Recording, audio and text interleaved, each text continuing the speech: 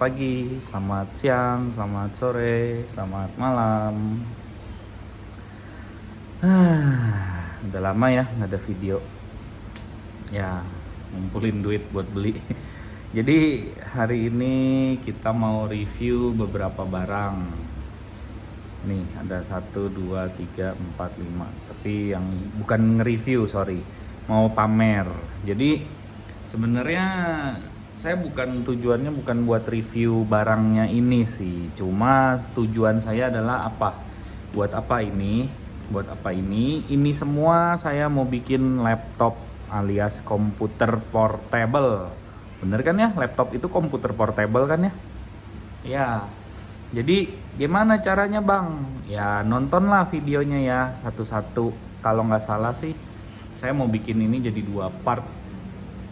Part 1 ini alat-alatnya, part kedua itu gimana cara saya masukin ini bikin jadi compact, jadi laptop. Nah bingung kan segede gini gimana bisa jadi laptop? Nah bohong aja lu bang ya, nggak percaya. Tungguin aja videonya ya. Oke, jadi ini barang-barangnya saya udah beli baru aja sampai, dan ada beberapa yang udah saya buka. Kayak ini saya mesti ngetes dulu sebelum saya unboxing, karena tadi kan masih jam kerja, jadi saya harus cepet-cepet buka biar saya bisa selesaikan pesanannya. Jadi kalau ada yang nanya ini hari apa, tanggal berapa, jam berapa, ya ini 7 April 2021 jam 17.20. Oke, yang pertama yang paling kecil itu sebenarnya harusnya RAM, cuma RAM-nya lagi di jalan. RAM-nya itu tim T-Force 2x16 GB. Yang ini SSD NVMe M2 maksudnya. Ini harganya 1.400.000, belinya di lupa apa namanya, ya Tokopedia sih, cuma namanya Karya Megah Komputer. Ya ini harganya kelihatan kan, buruk. Nah itu ya, ini NVMe Samsung Evo. Oke, ini isinya apa? Ini isinya harddisk. Jadi kita harddisk SSD, zaman sekarang kan SSD ya 500 GB. Nah jadi sekarang zamannya udah, kenapa harus pakai ini kan, rata-rata laptop sekarang pakainya ginian ya, jadi saya ikut pakai ginian. Dan memang saya pakai komputer di rumah ini pakai ini sih, bukan merek ini tapi pakai NVMe M2. Itu lebih cepet, serius. Nyalain komputer tekan 10 detik 12 detik itu dia udah loading Windows, sudah bisa klik-klik nonton YouTube dan lain-lainnya, beneran. Oke, ini kita buka dulu. Kita buka ini butuh cutternya masih jauh. Oke, cutter udah ready, kita potong sininya. Yang ini aja.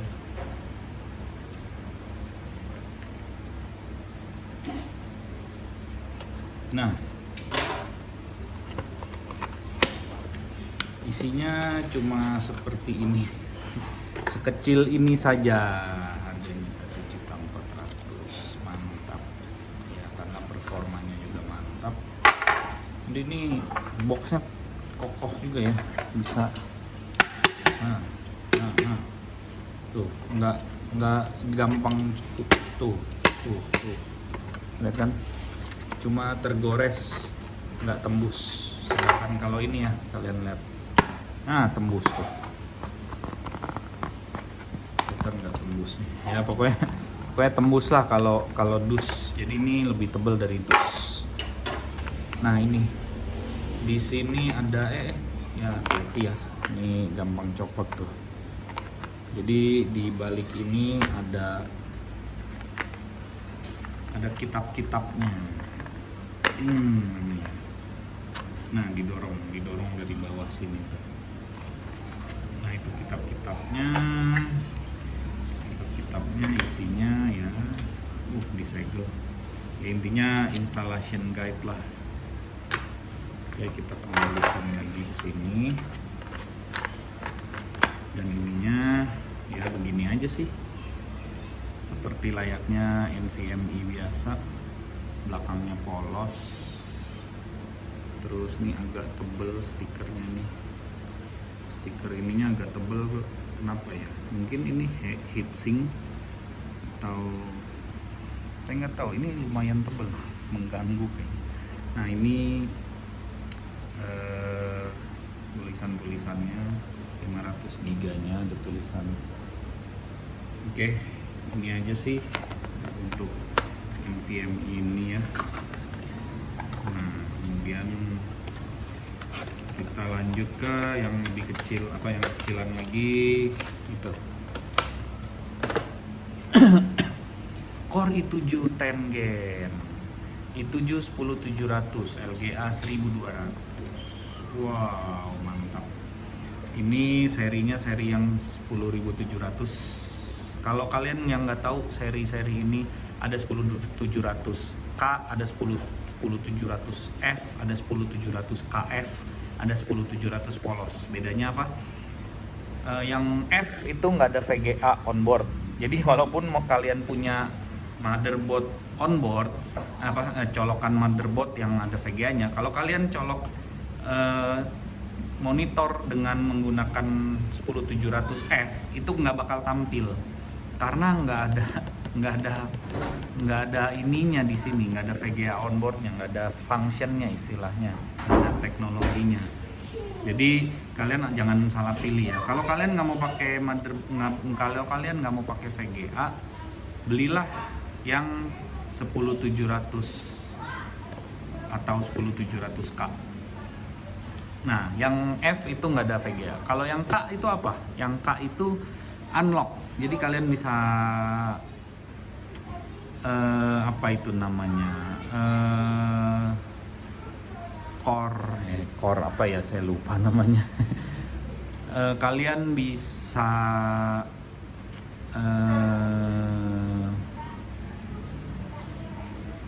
OC, overclock. Core clock sih. Kalian bisa core clock kalau yang K. Kalian bisa overclock kalau yang K. Kalau yang F itu kalau yang begini yang nggak ada embel-embel itu dia punya VGA card. Jadi bukan VGA card, punya VGA onboard. Jadi kalau kalian colok ini tanpa VGA, dia akan tampil kalau kalian colok monitor. Oke? Jadi ya ini kita buka ya. Sama kayak gini-gini juga sih. Standar-standar aja sih kalau prosesor mah nggak ada yang beda.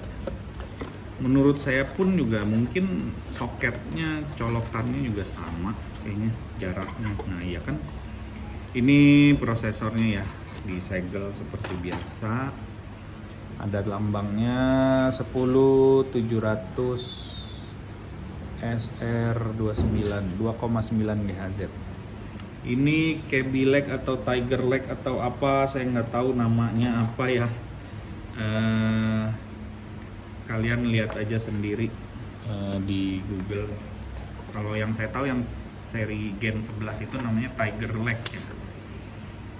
Kalau ini saya nggak tahu. Nah ini dapat stikernya, standar sih stikernya begini aja. Cincin nggak ada mengkilap-kilap nih. Kalau dulu kayaknya hologram gitu deh Intel. Terus ada yang bilang katanya Intel lebih sekarang itu lebih bagus ya, Ryzen lebih bagus daripada Intel. Black Edition. Warnanya black ya. Ini kayak zaman dulu lagi kayaknya begini. Kalau yang biasa kan 4 ya, 1, 2, 3, 4 gagang gitu. Sekarang cuma 3, lebih modern. Kayak mobil-mobil zaman sekarang udah facelift. Oke, ini colokannya seperti biasa sih. Soketnya sih menurut saya sama lah kayak 1151 ya, gigi-giginya. Jadi fan-nya harusnya kalian bisa lah pakai yang 1151. Sama ini dia udah braided ya, namanya braided ya, udah nggak keluar lagi. Jadi Kalian tinggal buka, dia udah rapih sendiri tuh, udah di braided kabelnya, jadi nggak ngampleng-ngampleng lagi kayak yang 1151. Udah modern. Oke, paling ya kayak gitu kan. Kalau review prosesor, apa sih yang di review ya? Speednya, cuma belum bisa nyala, memorinya belum datang. Speed kalian bisa lihat lah di itu, di tempat lain. Kemudian berikutnya kita buka yang agak besar. Nih, motherboard MSI B460M Mortar Wi-Fi. Kenapa yang Wi-Fi, Bang? Ya kan saya mau bikin laptop ya, jadi harus beli motherboard yang ada Wi-Fi-nya biar lebih mantep, nggak perlu pakai kabel-kabelan segala. Kan ada Wi-Fi PCIe, ya nggak apa-apa, beli aja sekalian, ngapain capek-capek beli Wi-Fi adapter lagi. Oke, ini isinya itu kita kayaknya harus turunin lagi nih sebentar. Nah, oke, mulai dibuka. Nah, harganya berapa? Oh ya, yang ini harganya tadi saya lupa, nggak kelihatan ada bondnya. Kalau motherboard ini, tuh isinya ini. Nah, gitu. Kalau motherboard ini, nih MSI MAG B460 Mortar Wi-Fi, harganya 2.360.000. Oke. Ini kita dapat kartu garansi, harusnya sih nggak usah diisi karena udah ada stikernya. Dan kalau kita angkat, dia ini yang seri MITX ya, jadi kecil, sekotak gini dong, cuma ukuran sejengkal lebih saya. Kalau dimensi sampingnya ya 2 jengkal kurang. Oke, dalam dusnya sih isinya standar ya, paling kabel SATA. Oh, ada dapat batang wifi, untung saya belum beli, saya pikir nggak dapat loh batang wifi ini. Oke, terima kasih MSI. Terus dapat 2 kabel SATA, satu yang lurus-lurus, satu yang 90 derajat dan lurus. Kemudian dapat baut buat NVMe, dikasih 3. Lihat ya, 3. Terus dikasih Gamers Creators, ini iklan produk-produk dia. Terus dikasih tempelan stiker tapi dari kaleng buat membuktikan kita adalah MSI sejati. Kemudian motherboard CD jadul amat ya, kasih ke USB gitu zaman sekarang. Dan kemudian ini quick installation guide, ini buku tebel ini, siapa yang mau baca. Ada notes lagi di belakang. Oh, nggak ada, kira tadi kayaknya ada notes kayak buat catatan gitu. Nggak ada. Oke, jadi ini buku tebel begini ya, kalian baca deh kalau mau baca. Oke, jadi dalamnya itu aja. Kemudian kita lihat barangnya ya. Barangnya itu keren sih, ada cover-coveran. Oh, VGA. Udah lama ya saya nggak buka VGA nih. Nanti ya doain saya bisa beli VGA 3060 yang 2 fan. Oke, kita lihat belakangnya. Kok belakangnya lengket ya? Ya, ini dia. Belakangnya lengket, nggak tahu kenapa. Kayak sedikit lengket sih. Terus yang saya bilang tadi, ini nggak perlu buku garansi karena udah di stikerin garansi. Ini juga expert komputer udah ngasih stiker garansi. Kemudian ini besi pemegang. Terus ada case stand off keep out zone. Ini nggak boleh nempel di casingnya. Ya mungkin begitu katanya kali. Oke, ini udah nggak ada apa namanya selongsongan ya, apa ya, saya lupa namanya. Jadi dia udah menyatu di sini tuh. Udah nggak bisa dicopot karena udah dibaut paten. Terus ini juga udah sorry, ini udah keras, pendingin kayaknya ini kayaknya coolernya. Terus ini tempat prosesornya, ini slot RAM-nya ada 4, saya cuma pakai 2 padahal. Terus ada tulisan Core Boost DDR4 Boost. Terus ada M2 Shield Frozer biar lebih dingin. Kemudian ada satu PCI 16 kali. 16 kalinya ada 2, satu apa ini namanya? Berlapis heatsink, ini polos. Kemudian ada PCI 1 kali 1 buah. Kemudian ada ini heatsink chipset. Terus ini slot apa SATA 3 nya ada 6. Wah. Terus ini apa nih, USB 4J USB 4, saya nggak tahu ini apa, nggak tahu ini apa. Terus ini power dari power supply, ini ATX nya. Terus kemudian depannya itu ada 1, 2, 3, 4, 5 USB apapun, USB 3, USB apa. Terus ada 1 PS2 buat mouse keyboard.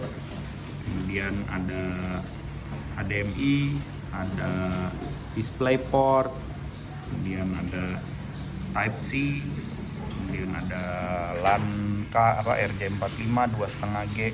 Kemudian ini WiFi-nya, mantap. Kemudian suara speaker, mikrofon in, line in. Ini speaker RS out sama CS out. Udah itu aja sih, apalagi ya. Udah paling tinggal pasang RAM, pasang prosesor, jalan deh. Nanti kita tes jalannya aja. Nggak tahu kalau tes jalan saya perlu review lagi atau enggak, bikin video lagi atau enggak. Mungkin harusnya sih saya bakal bikin ya, soalnya kan lumayan ya kontennya. Yang penting itu adalah keberlanjutan. Itu materinya apapun, yang penting saya tetap terus ngonten.